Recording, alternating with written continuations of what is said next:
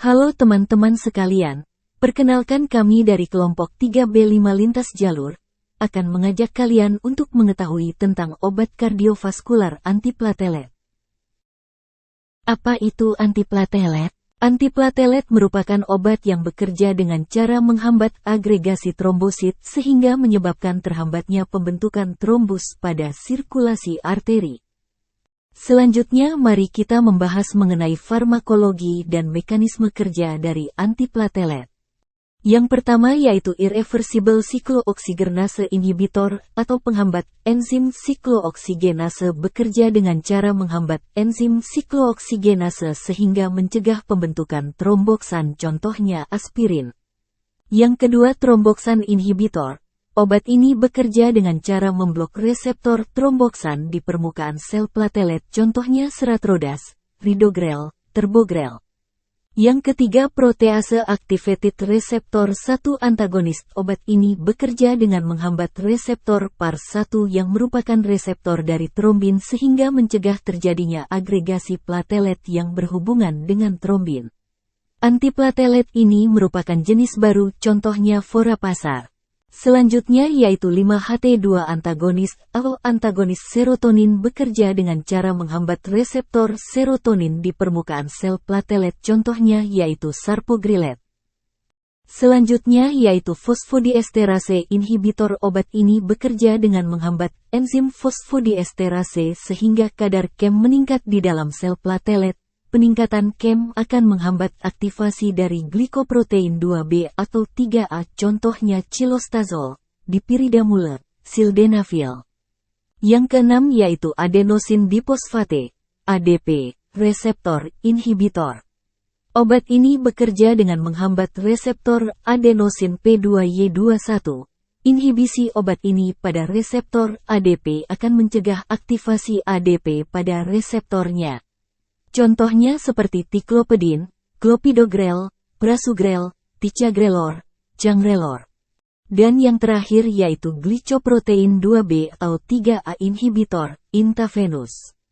Obat ini bekerja dengan cara menghambat reseptor GP2B atau 3A sehingga mencegah terbentuknya ikatan fibrinogen dengan platelet, contohnya yaitu apciximab, eptifibatide, tirofiban. Berdasarkan mekanisme dan farmakologi antiplatelet yang telah disebutkan, maka antiplatelet dapat diberikan pada pasien dengan penyakit stroke, penyakit jantung koroner, penyakit arteri perifer. Selanjutnya mari kita menuju ke pembahasan mengenai farmakokinetika dari antiplatelet. Yang pertama yaitu absorpsi. Absorpsi obat antiplatelet tergantung pada rute pemberian. Misalnya, beberapa obat antiplatelet seperti aspirin dan clopidogrel dapat diserap melalui saluran pencernaan setelah pemberian oral. Absorpsi dapat dipengaruhi oleh faktor-faktor seperti kehadiran makanan atau interaksi dengan obat lain. Selanjutnya yaitu distribusi. Setelah diserap ke dalam peredaran darah, obat antiplatelet didistribusikan ke berbagai jaringan dan organ dalam tubuh. Distribusi dapat dipengaruhi oleh faktor-faktor seperti ikatan dengan protein plasma dan permeabilitas membran.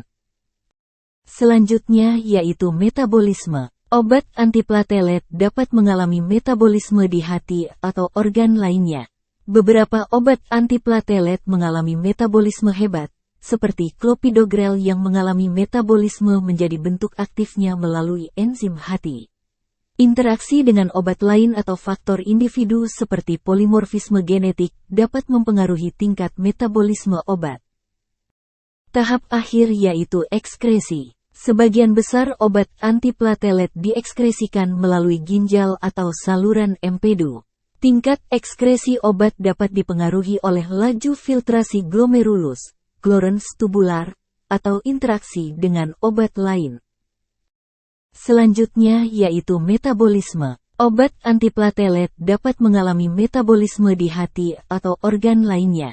Beberapa obat antiplatelet mengalami metabolisme hebat, seperti clopidogrel yang mengalami metabolisme menjadi bentuk aktifnya melalui enzim hati. Interaksi dengan obat lain atau faktor individu seperti polimorfisme genetik dapat mempengaruhi tingkat metabolisme obat.